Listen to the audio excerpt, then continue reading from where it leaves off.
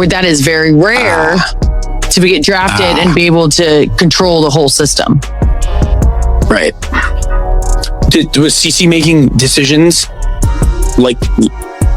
Yeah. With it? Yeah. As she should. No way. As she should, but I also think that... Stop everything. Sophie Cunningham just confirmed what the league tried to hide. Caitlin Clark didn't simply disagree with Stephanie White's system. She had to tear it apart, piece by piece, just to play her own game. And here's what most people are missing. This wasn't a rookie struggling. To adapt to professional basketball, it was a generational talent clashing with a coach who brought the wrong playbook to the wrong team. You're about to see exactly how this power struggle unfolded. Behind closed doors, why it cost Indiana a championship, and the exact moment when everything fell apart. Most analysts completely missed the real story. But by the end of this... So this is what Caitlin Clark said, and I shared this before. This is what Caitlin Clark said when joining. That's the reason why I came here, and that's what she preached to me in the recruiting process.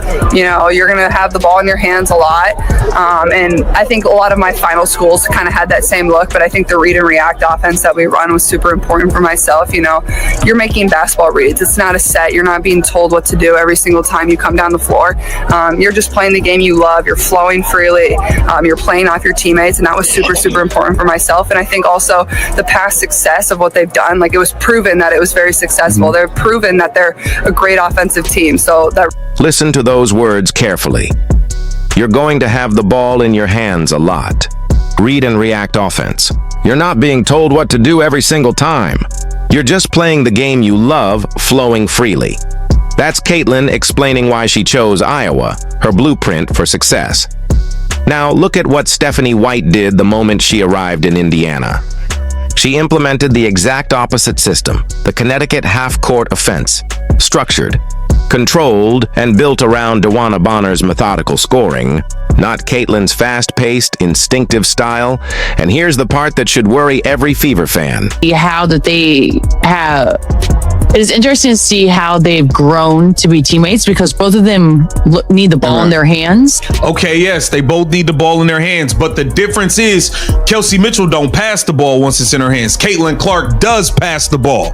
Caitlin Clark led the league in assists. What are we talking about here? What are we talking about? I get it. Sophie is trying to make everybody, she's trying to give the story while making everyone look good as well.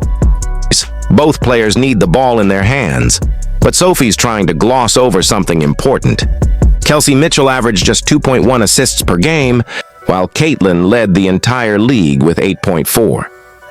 These aren't two players who both need the ball. This is one pure scorer and one offensive engine. Stephanie White, however, treated them as if they were interchangeable. She rotated ball handling duties, ran Caitlin off screens like a shooting guard, and, most shockingly, played her at small forward for entire games. Not just a few possessions, not a single quarter, entire games. Imagine benching Steph Curry's ball handling to turn him into a spot-up shooter. This is when they played Atlanta. Look, watch this. So this is Caitlin frustrated. Caitlin is very frustrated. Now, in this game sequence of this clip, you can see Caitlin. Let me pause this. So that is Caitlin yelling at Stephanie. That image. Caitlin's body language says it all. Her jaw clenches, her eyes narrow, and she turns away mid-conversation, clearly frustrated. This was the Atlanta game, the breaking point everyone whispered about, but no one could prove until now. Sources close to the team confirmed this wasn't a strategic discussion. It was Caitlin erupting after being forced to play off ball for long stretches, during which she touched the basketball only twice in 4 minutes. That was the Kelsey. Now, before she gets into the Kelsey Mitchell part, Stephanie White, you knew you were coming to the Indiana Fever. You should already know the system Caitlin wants to play.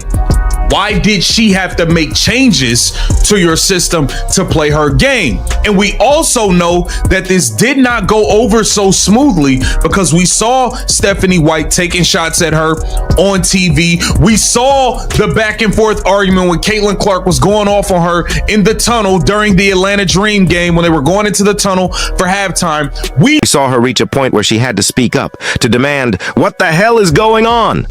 Let that sink in. The #1 draft pick, the player who sold out every arena, the reason the Fever's franchise value doubled, had to force her own coach to let her play the game her way.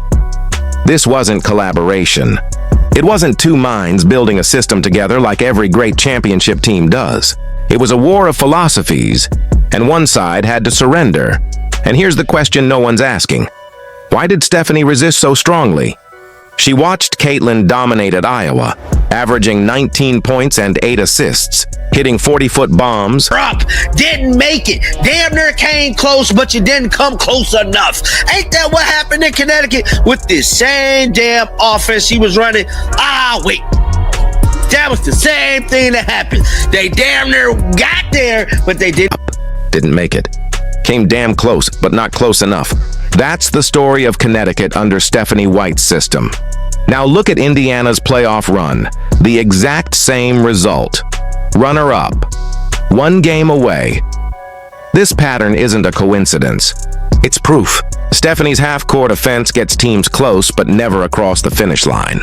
It's predictable in crunch time, too slow against elite defenses, and, most critically, it wastes generational talent by forcing players to fit the system instead of building the system around them. Connecticut couldn't win a champion. Let me see. Because those types of athletes, they get to come into an organization, they have the green light, and they can do whatever they want. Where that is very rare to get drafted and be able to control the whole system. Right. Was CC making decisions like? Yeah. With it? Yeah. As she should. No way. As she should, but I also think that they. Go ahead. That's crazy. I didn't realize that. She's just young. I just didn't think that. But when you have a generational talent like that, she should have a lot to say. You can see it. Stephanie White looks visibly frustrated on the sideline whenever Caitlin starts doing her thing. She calls it hero ball. But here's the thing. She never called Kelsey Mitchell's isolation scoring hero ball. She never benched Kelsey for taking contested shots. That double standard says everything. Stephanie wanted Kelsey as her primary option because Kelsey fit the Connecticut model, a methodical half-court scorer who doesn't push the pace. Caitlin, on the other hand, represented chaos, unpredictability, and a style Stephanie couldn't control. Instead of embracing what made Caitlin special, Stephanie tried to contain it. The 38-foot dagger against New York? Stephanie publicly criticized it. The logo threes that broke opponents' confidence? Not within the offense. the system. Mike said Sophie Cunningham confirms that many of us knew this. Caitlin Clark has a lot to say.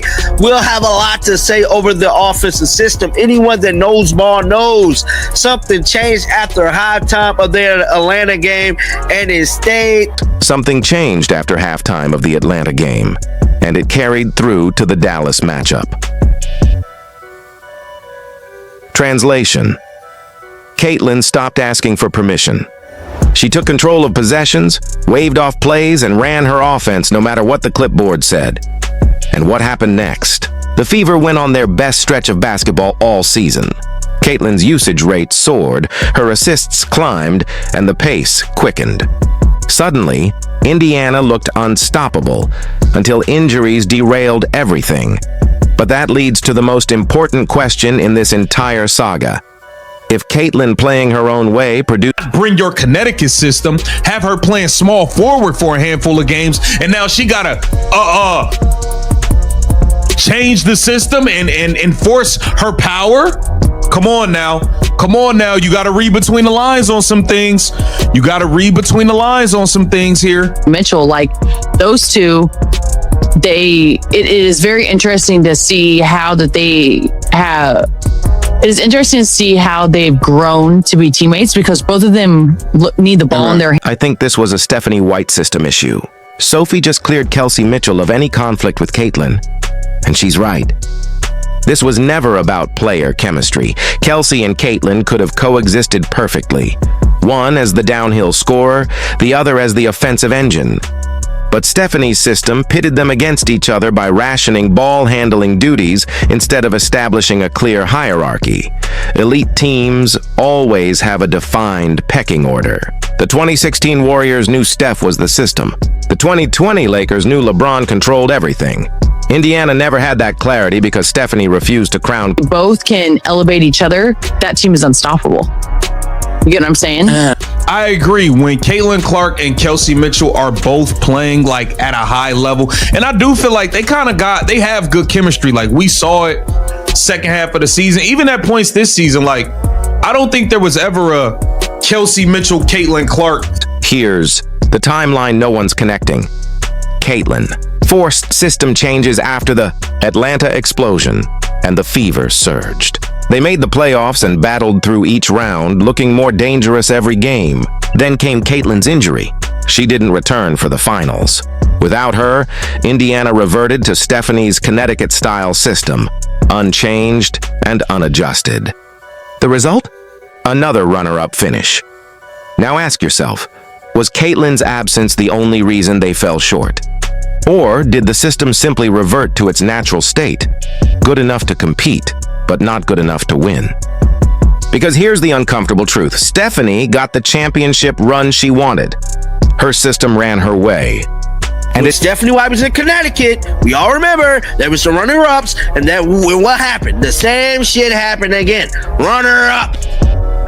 Blame it on injuries all you want. Stephanie White offense could not get y'all to a championship. Caitlin can. At the end of the day, Caitlin's system read and react, that can. Guys, get down in the comment section. Let me know y'all thoughts about this, man. Keep them bells. And it delivered the exact same outcome it did in Connecticut. Second place. Now the front office faces a defining choice for next season. Do they build around Caitlin's read and react chaos, or stick with Stephanie's structured approach, the one that's failed twice to win a title? The league's watching. The fans want answers. And Caitlin? She's already proven she'll fight for her system if she has to. Drop your take below. Does Stephanie adapt, or does Indiana waste their generational talent? Produce the team's best basketball. Why did she have to fight so hard for it in the first place? Next voice, you're supposed to build the system with her. Ask, what do you like? What do you want to run? That's how you maximize generational talent. LeBron's teams were built around his drive and kick game. Steph Curry's Warriors were built around his gravity and off-ball movement. Luka Doncic's Mavericks were built around his pick-and-roll mastery. You don't draft a transcendent player and force them into your old system. You create a new one that amplifies their strengths. Stephanie White did the exact opposite. She arrived with a preset scheme, implemented it without Caitlin's input, and then acted surprised when it failed.